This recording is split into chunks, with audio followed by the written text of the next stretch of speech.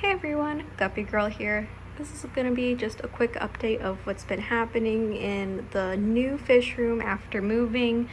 I haven't made a video in a long time because after moving or in the process, I shipped my fish with USPS and two of my 14 boxes of fish got lost, and I tried to contact them like crazy. Always got like, oh, we'll escalate it, we'll find your box. Never found it. No one ever responded back to me. I called them like every day. So that was more than 3 months ago now, so they're obviously lost and never to be found in fishy heaven right now.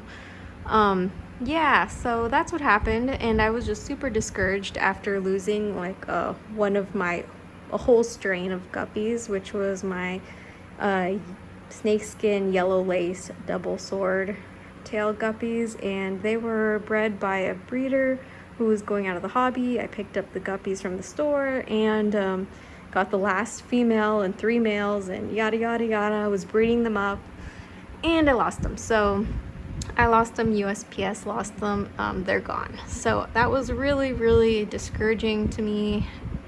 And for a long time, I was just playing Minecraft and ignoring my unpacking duties and whatnots because it was really like every time I came to the fish room, I just felt like I failed. Like I should have packaged them better or something. I don't know. I mean, there's always like improvements I could have done, but if the box was meant to be lost, it was meant to be lost, and there's nothing I could do to fix that. So these are just little quick glances of all my fish. So everything is more or less kind of okay, except for all the stuff on the floor right now. I'll just quickly show you guys like all the fish I have right now who are not lost.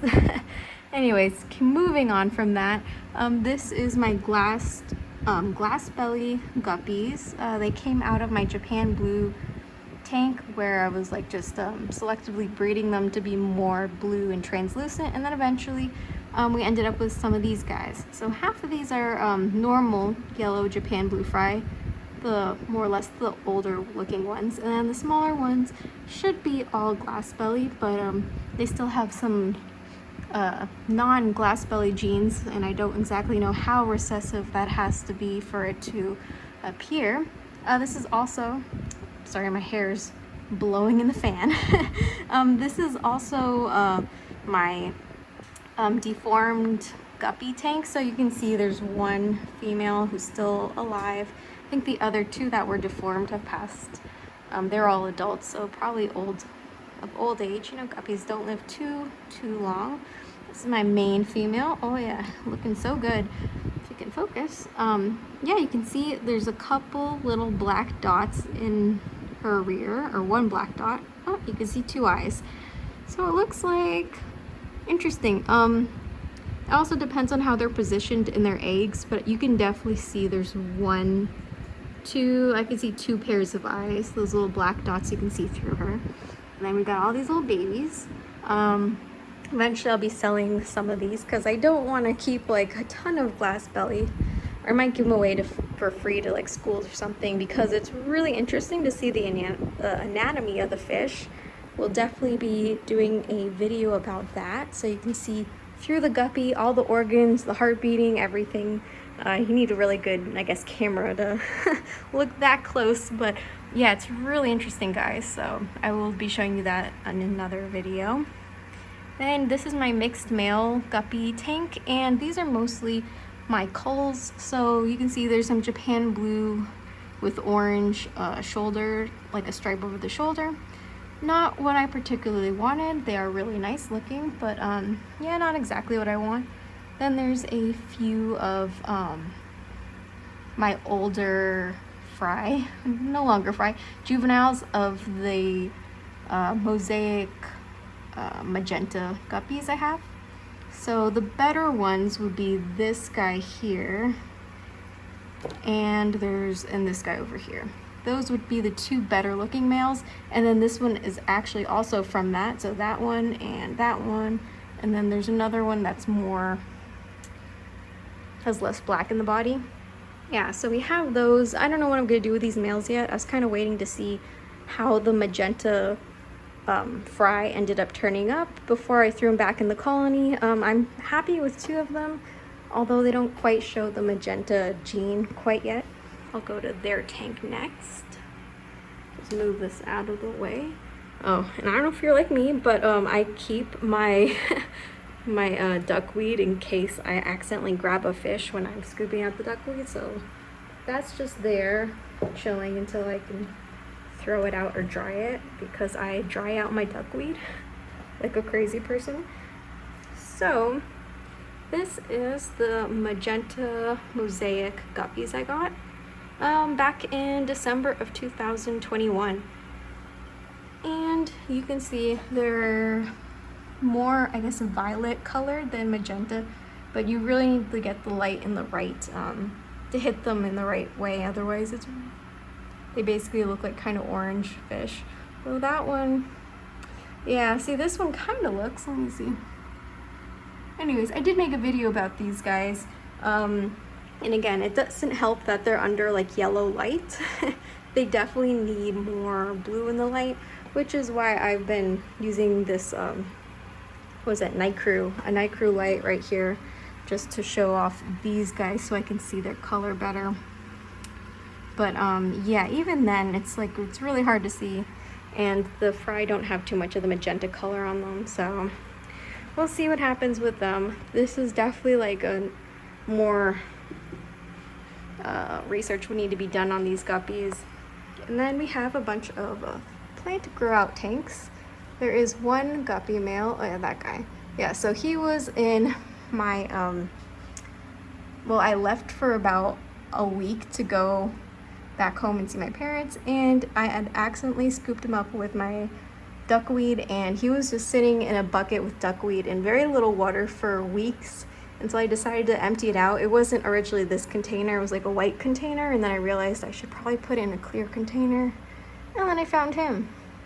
And I don't know how long he's been in there, but he looks pretty nice. The water did smell pretty bad. It smelled really like strong of ammonia, so I wanted to put him in here, make sure he was all right and didn't have like any diseases. And yeah, cord management will need to be worked on, but these are all the plants I've just planted in here about 2 weeks ago. I am pretty happy with I think it's called Marsilia. Can't quite remember the name, but it's these cute little plants with little kind of circular leaves at the bottom. It's actually, I think the common name is like dwarf clover. So there's those. And then you could see some of those clover-shaped leaves are part of the normal non-dwarf variety, which I also have in there. And oh yeah, and then here, more plants growing out. Sorry, the light. A lot of jungle valve Italy, although it is really short for the Italy version. It is definitely the Italy variety. They're slowly growing. Yeah, they've just been kind of short after changing the light out originally to a more yellow light. But yeah, when I had it under blue light, they grew about 1 foot tall. So I think that's the issue. So kind of testing them out there. Now you can see there's some other random, I don't know the name of all these plants, but that is my favorite right there, the Hydracotyle tripartita. And then over here, we got my shrimp tank, which it's doing all right. I haven't noticed any dead shrimp, but I'm sure I've lost a few since moving. Because I can no longer find as many red cherry shrimp. I mean, they're in there. Or like, see, there's one orange one in the corner right there, which is technically the same type of species as the red cherries. I did keep a couple odd colored shrimp from my other tanks. And then all these clear, or mostly clear colored shrimp, those are Malawi shrimp, which are not the same species, but they can be housed together. And I think they are easier to keep since they've been breeding a lot more. they're a lot more like, I guess, stable with the water fluctuations, because as you can see there's only a little bubbler in here, so I try not to do large water changes, but I do about 20%, but mostly top offs. But either way, I am losing red cherry shrimp, so I need to get them into a tank right away as soon as I can get like a stable tank going. And back over here, nothing much interesting is happening over here, just a bunch of snails I saved, and dwarf hairgrass, Eleccharis, I believe that is the variety of that type. Grows like a weed for me, but it needs to be planted correctly. So that's why I've been slowly getting around to planting them in these little cups here. And then up here, sorry for the high exposure. Over here, this is inadvertently ended up being a scud tank. Not that I want to keep scuds, but yeah, they must have transferred over from one of my other tanks that I had, and they are in here somewhere. There's only about 3, which I know if I leave them be, there's gonna be a million of them.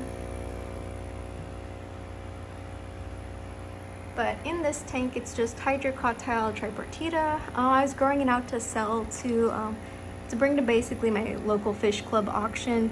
But with the scuds now, I'm gonna be a little more cautious, and it does need to grow out more. And all we have on here is a little pump that's blowing around the water. And it did smell a little odd, like the whole little container, because this was fresh Seachem, what is it, Seachem sand or something. It was supposed to have nutrients in it. I think it was leaching ammonia and stuff, so I put a little carbon bag in there to soak up the smell. No fish in there, of course. And here, did this yesterday, so I need to fill up the water more. But yep, this is just some dwarf hair grass, same variety as below, and a few teeny pieces, if it could focus, of this mini version of hydrocotyle tripartita.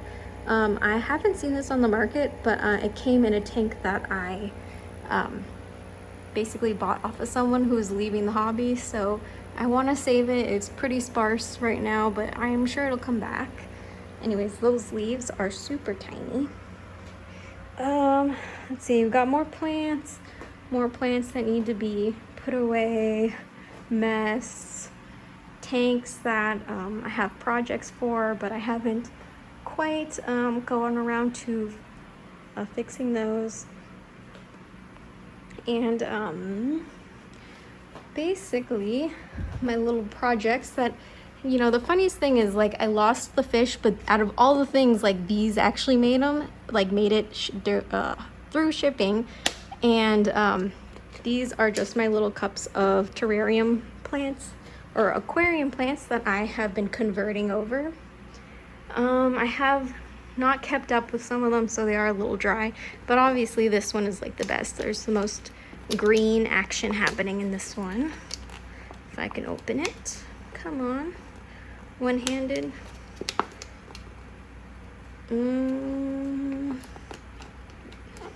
There.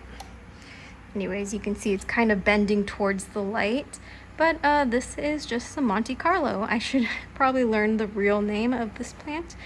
But yeah, super cute. It is definitely does need more light because it is reaching and getting a little leggy for all you normal nursery plant people out there. And then a bunch of, I won't open all of these, but there's a bunch of, like, you can see moss. I don't know the varieties of most of these, but they were just like mixed up mosses. And some of it was Christmas moss, but it's all just growing straight up, so maybe it needs some more light. And yes, we do have quite a large window in this room, which I keep slightly open to get some sunlight for the fish. And, you know, I haven't really dealt with any problems with algae or anything. And most of the tanks don't have filters, although this is one of them that does have a filter because there are so many fish in here. And yes, I know there are 2 pretty ill fish in terms of they have parasite. It's really easy to find them most of the time. Not that I should show you my failures and neglect, but yeah, 2 of the fish in here for sure have parasitic disease, wasting disease as some people know it. Yeah, I need to treat that, or treat everybody just in case, but they're doing pretty good. These are the Japan blue guppies I've been basically breeding out for. They used to have the black dot on the body, took that out. They're still showing a little bit of the orange shoulder on some of the fry. I've been pulling those fry out, and breeders I would consider keeping, like, because a lot of these I think I will separate out, but like I'm looking for the long bottom sword and the long dorsal fin. But anywho, those aside, another empty tank. And this has grown quite a bit of hair algae, which is pretty funny, but I don't mind because this is home to all my little seed shrimp. If it can focus, and if I stop shaking my hand. Anyways, yep, ton of seed shrimp in here. They're all just chilling everywhere, although it is super hard to see because they're so tiny. And the algae is all everywhere. Yeah, you can see there's like a substantially largish one right there. Anywho's, there are cyclops and other little critters in there, but I couldn't tell you because I do not know their scientific names. And walking around the mess, this is a dehumidifier I bought for the fish room, and it is definitely not big enough, not powerful enough, because I just changed it yesterday, and look how much the water has gone up. That's about like 2 cups of water in one day. So my goals are to get some lids for these tanks, or just like mostly cover them up with, leave like a little slit open for pipes and other little tubes that will go through. And we got these lovely ladies and males. I bought this strain, I think 3 years ago, maybe 4 years ago now, and they are blue lace snakeskins. Although the blue is, I would say, turning more of a green color, but I'm fine with that. I think they're really gorgeous still. I have had a lot of problems with these fish just because males have been really weak, and you can see some of their tails are a little raggedy. But I've been having issues with males usually getting fin rot after doing a large water change or any water change back in the past. And honestly, I've been doing 100% water changes here, like almost taking the water level like all the way down to like the bottom. And you know, everybody's been really healthy in here, so I think that might be the way to go with these guys. And last but not least,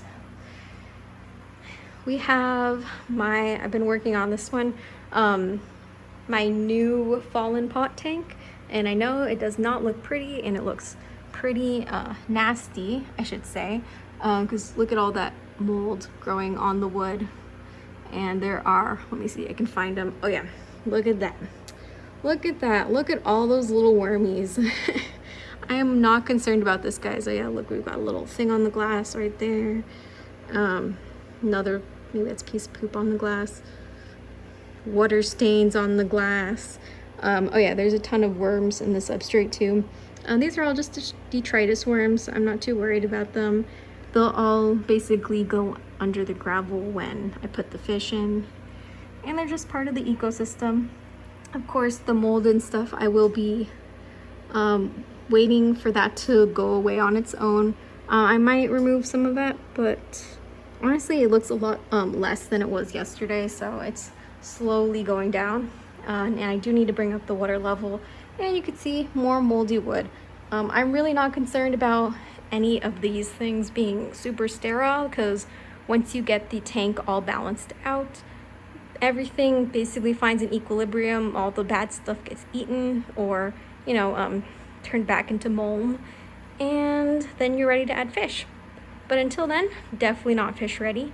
Next step would be to add plants, or definitely 100% water change on this guy, then add plants, and then wait a little while for everything to settle down. Then we'll have fish. So projects in the future, what to expect. I've been seeing this all over Instagram, which there are these little terrarium type glass greenhouse things. I don't know what you'd call them. They're all in this very similar geometric shape. I got 2 of these. One was cheaper, this one that doesn't have a little door, and then this one that was a little more expensive that does have a tiny door and is more stuck to my shelf. Anywho's, I will be doing an experiment with both of these types in the future. What else do we got? We got a lot of microscope action to look at little things under a microscope. I will be getting some new strains of guppies soon. I do want to get all the tanks up and ready for them before I do that. And for this 12-gallon long, I'm really on the fence about what to do with it. I was gonna make it a saltwater tank, but now I'm not sure quite yet. Either way, I will be getting into saltwater soon. And even though this looks like a just pile of sticks, which mostly is, that have fallen over, there is an aquascape in that. That is slightly disheveled, but there's that. I wonder if you guys can figure out what I was gonna do with that. And yeah, shrimp tank that needs to be fixed. So those are all of my projects that are gonna be happening in the mostly near future, within this year, obviously. And there are some other little secret things that will be happening. But yeah, this is the fish room so far, guys. And thank you for watching if you've watched all the way. I know it's long. Alrighty, have a good night, guys. See ya.